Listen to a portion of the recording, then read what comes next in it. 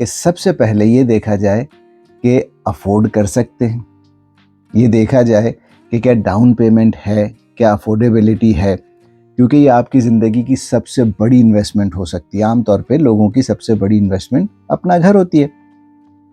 अब इसमें ये देखना होगा कि भाई जो स्टेप्स हैं, जैसे कि प्री अप्रूवल है या गवर्नमेंट के जो इंसेंटिव्स हैं या जो मॉर्गेज ब्रोकर है या और एडिशनल जो कॉस्ट्स हैं होम बाइंग की, जिसका मैंने पिछली बार भी जिक्र किया था कि लीगल फ़ीस हैं, क्लोजिंग कॉस्ट्स हैं, उसके बाद इसमें और बहुत सारे खर्चे भी ऐड हो सकते हैं, तो उस पर बात होनी चाहिए।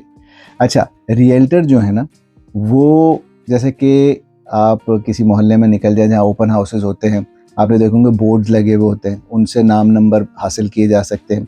ओपन हाउस पे जाके फेस टू फेस रियल्टर से मिला जा सकता है। ये बात हो रही है कि रियल्टर किस तरह चुना जाए, क्योंकि सफ़र का आगाज़ करना है।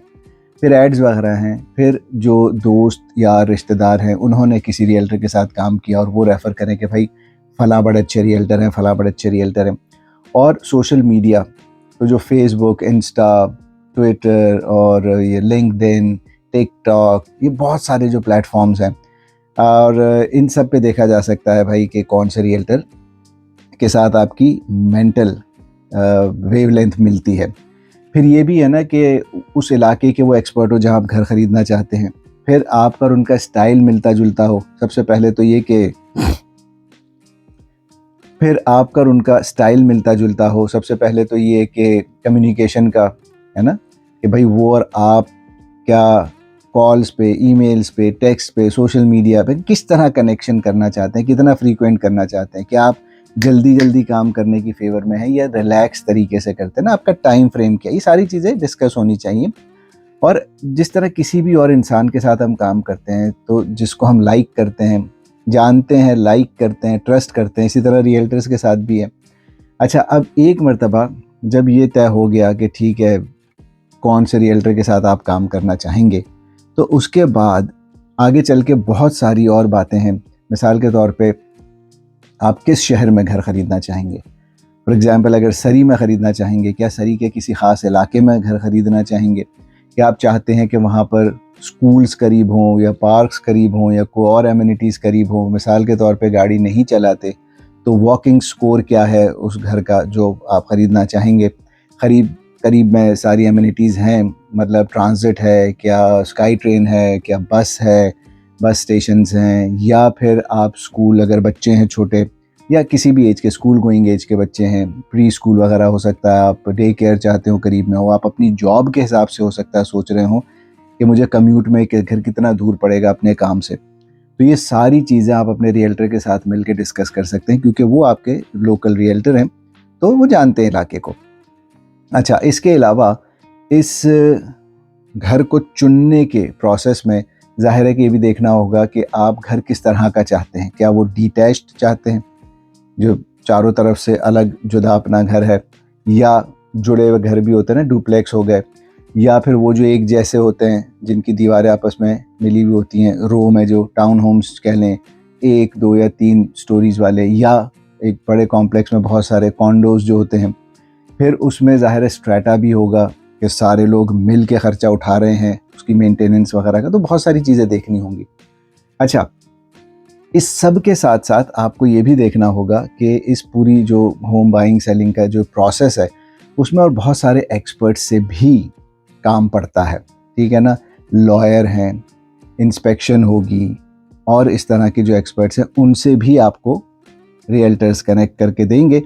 अच्छा जी, अगर आगे बढ़ जाएं तो जिस तरह घर के बारे में बात हुई कि उसको किस तरह से ढूंढना है, किस शहर में, उसके किस तरह के इलाके में, क्या कोई हलचल वाला इलाका चाहिए जहाँ पे शॉप्स वगैरह करीब में हों, अगर आप वो पसंद करते हैं, या क्या आप प्योर रेजिडेंशियल एरिया चाहते हैं, सुकून.com किस्म का, तो वो आपके रियल्टर जो हैं वो आपको हेल्प करेंगे ये ढूंढने में। अब घर तो ठीक है देख लिया, आमतौर पे लोग क्या करते हैं जी, किराए पे रह रहे हैं। अब उन्होंने तय कर लिया कि जी अपना घर ख़रीदना है, तो पहला स्टेप लिया, फाइनेंसेस देखे, कॉन्डो से शुरू किया, कोई स्टूडियो से, 1 bed 1 bath, junior to 2 bed 1 bath, 2 bed 2 bath, 3 bed, है ना, इस तरह से कॉन्डो अपनी ज़रूरत के हिसाब से और अपने फाइनेंसेस के हिसाब से। फिर नेक्स्ट स्टेप में लोग टाउन होम की तरफ बढ़ जाते हैं, डिटैच्ड की तरफ बढ़ते हैं, तो ये आम तौर पे सीढ़ियाँ चढ़ते हैं, लेकिन ये तो आपकी सिचुएशन और आपकी फाइनेंसेस पे डिपेंड करता है, आपकी प्रायोरिटीज़ पे डिपेंड करता है कि आप कहाँ से शुरू करना चाहते हैं। लेकिन ये तय तो करना होगा ना कि घर में आपको कितने बेडरूम्स चाहिए, कितने बाथरूम्स चाहिए। अच्छा, एक चीज़ है वांट और एक चीज़ है नीड। फिर ये देखना पड़ेगा कि आप क्या ख़रीद सकते हैं। तो मॉर्गेज ब्रोकर जो है उनके साथ हम आपको कनेक्ट करेंगे, वो आपकी डाउन पेमेंट है, आपकी इनकम है, सारी चीज़ों के बाद ये मशवरा देंगे कि भाई ये बजट है जहाँ तक आप जा सकते हैं। तो उसी हिसाब से हम आपकी घर ढूंढने में हेल्प करते हैं। अब एक मर्तबा जब आपका क्राइटेरिया सामने आ गया, ठीक है ना, हो सकता है आपका घर के अंदर और घर के बाहर जिस तरह बहुत सारी और बातें तय हुई, डिस्कस हुई, तो आपने क्राइटेरिया बता दिया। अब बहुत से जो प्रॉपर्टी लिस्टिंग्स हैं उनको चुन चुन के आपको भेजा जाता रहेगा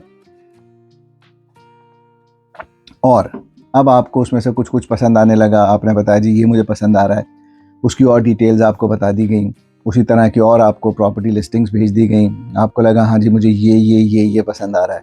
ओपन हाउस चेक किए या देखा जी अगर ओपन हाउस नहीं है तो वहाँ पे व्यूइंग की अपॉइंटमेंट्स ली, वो भी रियल्टर करेंगे आपके लिए। वहाँ गए, उस घर को अच्छी तरह से देखा, उस घर में क्या प्लस माइनस है सब कुछ आपको समझाया जाता है। उसके बाद ये देखा जाता है, देखिए ना, ये तो फैसला आप करेंगे कि आपको वो घर चाहिए, अगर चाहिए तो कितने पैसों में मिल जाए तो आपको वो कबूल है? आम तौर पे एक्सपर्ट रियल्टर्स कहते हैं कि कभी किसी को मुकम्मल जहां नहीं मिलता, कभी ज़मीं तो कभी आसमां नहीं मिलता। तो 100% तो आपको नहीं मिलेगा, लेकिन अगर 80% क्राइटेरिया मीट हो रहा है तो चलें जी उस पर ऑफ़र डाल के ट्राई किया जाए कि क्या वो घर आपको मिल सकता है। अच्छा जी, ऑफ़र डालने में भी जो रियल्टर हैं वो आपके बड़े काम आएंगे। होगा क्या कि जी ये तय किया जाएगा कि अच्छा जी इस घर पे इतने की ऑफ़र डाली जा रही है। उस ऑफ़र को आपके बिहाफ पे रियल्टर जो है, सामने वाले जो सेलर हैं या उनके रियल्टर हैं, उनको वो ऑफ़र भेजी जाएगी। हो सकता है सामने वाले ऑफ़र का जवाब ना दें, लेकिन आम तौर पे कुछ ना कुछ जवाब तो आता है। तो और कई मरतबा ये होता है कि कासिद के आते आते ख़त एक और लिख रखूँ, हम जानते हैं क्या वो कहेंगे जवाब में। मतलब एक अंदाज़ा होता है ना कि अच्छा जी आपने कितने की ऑफ़र दी है, एक एक्सपेक्टेशन है कि सामने से क्या जवाब आएगा। बहरहाल जो जवाब आया वो काउंटर ऑफ़र आ गई कि जी हमने कहा कि 100 रुपये की चीज़ जो है आप हमको मिसाल के तौर पे 70 में दे दें। उन्होंने कहा नहीं 70 में तो नहीं देंगे, हम 90 में दे देंगे। हमने चलो 80 में दे दें। और कभी कभी जो उसकी फेयर मार्केट वैल्यू है उस पर भी लिस्ट किया जाता है। लिस्ट प्राइस तो सेलर का एक अरमान है ना कि इतने में बिक जाए। हर एक चाहता है कि मेरा घर बड़ा अच्छा है, ज़्यादा में बिक जाए। बायर चाहता है जी कम से कम में मिल जाए। तो कहीं बीच में बात बन जाएगी, सॉरी नहीं कि बीच में ही बने, लेकिन एक मिसाल के तौर पे। तो अब वो काउंटर ऑफर आ गई जी, उसमें उन्होंने कह दिया कि नहीं इतने नहीं इतने, हमने कहा इतने नहीं इतने। फिर कंप्लीशन कब की है, कब ये सौदा मुकम्मल हो जाएगा, क्या वो जगह खाली है, क्या वहाँ पे ओनर्स रहते हैं, क्या वहाँ पे टेनेंट्स रहते हैं, उनको फिर जो नोटिस है वो भी दिया जाएगा। तो कंप्लीशन क्या 3 महीने की है, कितने अरसे की है, वो डिपेंड करता है सिचुएशन पे। लेकिन मैं समझाना ही चाह रहा हूँ कि जब ऑफर डाली जाती है तो मशरूत होती है आम तौर पे कि जी सब्जेक्ट टू दीज कंडीशंस, हम ये सौदा करना चाहते हैं बशर्त ये के। अब उसमें यह है कि बायर की मॉर्गेज हो जाए और जो टाइटल वगैरह है सब कुछ ठीक हो, उसके बाद जो स्ट्रेटा अगर प्रॉपर्टी है तो स्ट्रेटा डॉक्यूमेंट सही हो, फिर घर की इंस्पेक्शन करा ली जाए वो भी सही हो, इनको इंश्योरेंस भी मिल जाए, सब कुछ हो जाए तो फिर बात आगे बढ़ जाएगी। अच्छा, ये तो हो गया ऑफ़र डालना। ऑफ़र डाल दी गई और ये सारा कुछ हो गया सिलसिला। इसमें बहुत सारी डिटेल हैं जो इस एक वीडियो में तो पूरी नहीं हो सकती बात। लेकिन अब फ़र्ज़ करें सामने वाले सेलर्स ने कहा कि ठीक है आपकी ये प्राइस जो आपने ऑफ़र की है और ये जो आपने शराइत रखी हैं इस पे हमें कबूल है, तो ऑफ़र एक्सेप्ट हो गई। ये हो गई एक्सेप्टेड ऑफ़र एक तरह से कहना चाहिए। अब बायर ने, हम जाते हैं ना दुकान पे, वो कोई चीज़ हम उठा लेते हैं, अब ये हमने उठा ली, अब जब तक मैं नहीं रखूँगा तो दूसरा झपट के तो नहीं ले लेगा ना। तो एक तरह से हम किसी चीज़ पे हाथ रख देते हैं ना। तो ये जो एक्सेप्टेड ऑफ़र हो गई वो प्रॉपर्टी एक तरह से हमारे बायर के लिए लॉक हो गई। जितने दिन के सब्जेक्ट्स हैं उतने दिन के लिए हैं। अब उतने दिनों में फटाफट इनकी मॉर्गेज की जाएगी। भाई मॉर्गेज हो गई, डॉक्यूमेंट्स चेक किए, भाई सब सही है, स्ट्रेटा डॉक्यूमेंट्स मिनट्स चेक किए, हाँ भाई स्ट्रेटा भी सही है, कोई खर्चा वर्चा नहीं आ रहा है। बहुत सारी तफसील है, मैं शॉर्ट करके बता रहा हूँ। और फिर देख लिया भाई, इंस्पेक्शन करा। इंस्पेक्टर जो है वो घर की इंस्पेक्शन ठोक बजा के चेक करेंगे कि भाई दीवारें, दीवारों के आर पार, अंदर बाहर, ऊपर नीचे, ज़मीन छत सब सही है, प्लम्बिंग वगैरह, बिजली वगैरह, स्विचें वगैरह, हीटिंग, एयर कंडीशनिंग, यानी ओवरऑल कोई मतलब पानी वानी के मसले तो नहीं, लीकेज वीकेज, सब कुछ। ये सारा कुछ देख लिया। अगर ये भी ऐसा लगा कि हाँ जी सब कुछ ठीक है, यानी कि मॉर्गेज भी हो गई, इंस्पेक्शन भी सही आया, डॉक्यूमेंट्स भी सही है, स्ट्रेटा डॉक्यूमेंट्स भी सही हैं, और डिपेंड करता है ना कि वो जो घर है वो किस तरह का, डिटैच्ड है कि कॉन्डो है, तो फिर उसकी फाउंडेशन वगैरह भी देख ली, और जैसे कोई ऐसी ख़तरनाक चीज़ तो नहीं है, लेड पेंट, एस्बेस्टोस है, या कोई पेस्ट वगैरह या मोल्ड वगैरह तो नहीं है, बहुत सारी चीज़ें, ये सारा चेक कर लिया। इंस्पेक्टर ने एक तफसीली रिपोर्ट दे दी। उसके बाद जब ये लगा कि हाँ भाई सारे मामलात सही हैं, तो बात आगे बढ़ेगी।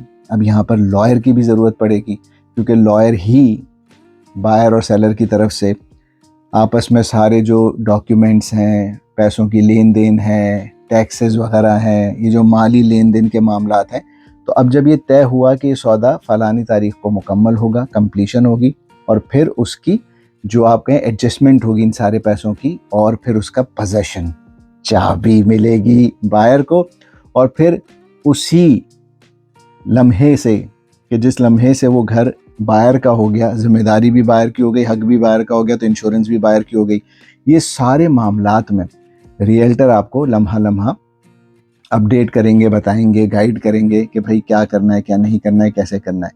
अब इस सब के बाद जब आपकी मूविंग का वक्त आएगा, तो जाहिर है एड्रेसेस चेंज होंगे मुख्तलिफ ऑफिसेज़ में, आप नई जगह पर अपनी पोस्ट जो है वो चाहेंगे कि आए, तो कनाडा पोस्ट में भी एड्रेस चेंज हो गया, और बहुत सारे इदारे होते हैं ना जहाँ पर आपको ये बताना पड़ता है कि जी अब मेरा एड्रेस चेंज हो गया है, बहुत सारी यूटिलिटीज़ वगैरह हैं, वहाँ पर ये चेंज कराना होगा कि जी अब मैं इस नए घर में रहूँगा या रहूँगी, और फिर वो जो मूविंग है, पैकिंग है, शिफ्टिंग है, वहाँ पर अनबॉक्सिंग है, और उसका सबका सेट होना है। इस सब में फिर नए घर में ये दिल भी चाहेगा कि जी मैं, जैसे जैसे आप रहेंगे आपको कुछ ना कुछ नज़र आएगा ना, अच्छा ये थोड़ा टचअप की ज़रूरत है, ज़रा चेंज करने की ज़रूरत है, इसको मैं अपने हिसाब से कर लूँ, लेकिन लंबा सांस सुकून.com, अब उस जगह पर आराम से रहें, क्योंकि नए घर, नए मोहल्ले, नए मोहल्लेदार और नए बजट, इस सब से आप यूज्ड टू हो जाएं, एक्लेमेटाइज हो जाएं, आप अपने आप को वहाँ पे एडजस्ट कर लें, फिर आहिस्ता आहिस्ता अब तो अपना घर है, क्या फ़िक्र है, अपने घर में जब जिस तरह से चाहें फिर आप इम्प्रूवमेंट्स कर सकते हैं, और खुशी खुशी वहाँ पर रह सकते हैं। होम स्वीट होम है ना, वो कहानियों के एंड में होता है ना, और फिर वो वहाँ पर हंसी खुशी रहने लगे, है ना, हैप्पीली लिव एवर आफ्टर वाला सिलसिला है। बहरहाल ये इतनी तफसील से जो मैंने बताया, ये भी मैंने मुख्तसरन बताया है, cutting the long story short, है ना, किस्सा मुख्तसर करके।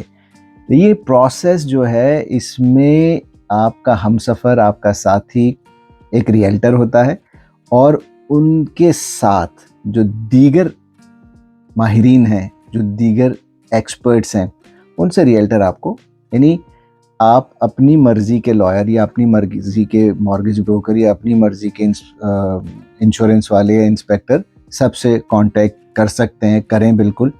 लेकिन रियल्टर क्या है आपको बता देंगे, भाई मिसाल के तौर पे ये 3 हैं, इनमें से चुन लें, आपको अच्छा लगता है कोई। और जहाँ तक मॉर्गेज का ताल्लुक है, अपनी बैंक है या और मॉर्गेजेस जो करने वाले हैं, मॉर्गेज शॉपिंग कर लें, लेकिन रियल्टर मौजूद हैं आपके लिए इस पूरी ट्रांजैक्शन और पूरे प्रोसेस में। आखिर में ये कि ये एंड नहीं, ये बिगनिंग है हमारी आपकी बातचीत की, क्योंकि मैं तो एक एक वीडियो में आपको सिर्फ इंट्रोज दे रहा हूँ, उसके बाद हम इन एक्सपर्ट से बातें करेंगे, हम फेलो रियल्टर से भी आपकी बातें कराएंगे, मॉर्गेज ब्रोकर से, मॉर्गेज स्पेशलिस्ट से, लॉयर से, इंस्पेक्टर से, जो ये अप्रेजल करते हैं, फिर जो स्टेजिंग करते हैं, फिर जो मूविंग में हेल्प करते हैं। बहुत सारे प्रोफेशनल्स हैं जिनसे पाला पड़ता है ना, जिनसे ताल्लुक़ बनता है, जिनसे काम पड़ता है इस पूरे सिलसिले में। तो ये सब कुछ आपके साथ मिल के करेंगे। कैनेडियन रियल एस्टेट एसोसिएशन कहा करती है कि together we will make home happen. यही मैं भी कह रहा हूँ। बस आज की वीडियो यहीं तक। अब आपके मशवरों का इंतज़ार रहेगा। एक तो ये कि इस पॉडकास्ट, इस शो का नाम क्या रखा जाए, इसमें आप क्या देखना चाहेंगे, किस तरह की इंफॉर्मेशन हासिल करना चाहेंगे, और ये फॉर्मेट कैसा हो, पॉडकास्ट हो, वीडियो हो, शो हो, क्या है, एक ही जगह बैठ के पॉडकास्ट हो सकता है, ये अलग अलग लोकेशंस पे हो सकता है, या आउटडोर इंडोर भी हो सकता है, ये एक्सपर्ट्स की ऑफिसेज में जाके हो सकता है। इसमें आउटडोर की और इंडोर की अलग अलग वीडियोस भी आ सकती हैं, सिर्फ टॉकिंग हेड्स भी हो सकते हैं, इसी तरह एक इंसान बोल रहा हो, या इंटरव्यू बेस्ड हो सकता है, बहुत कुछ हो सकता है। सवालात कीजिएगा, जवाबात देंगे एक्सपर्ट्स, और मैं रहूँगा इस पूरे प्रोसेस में आपके साथ, शो के प्रोसेस में भी और रियल एस्टेट की होम बाइंग सेलिंग के प्रोसेस में भी। मैं हूँ शहजाद हुसैन, साथ रहिएगा मेरे।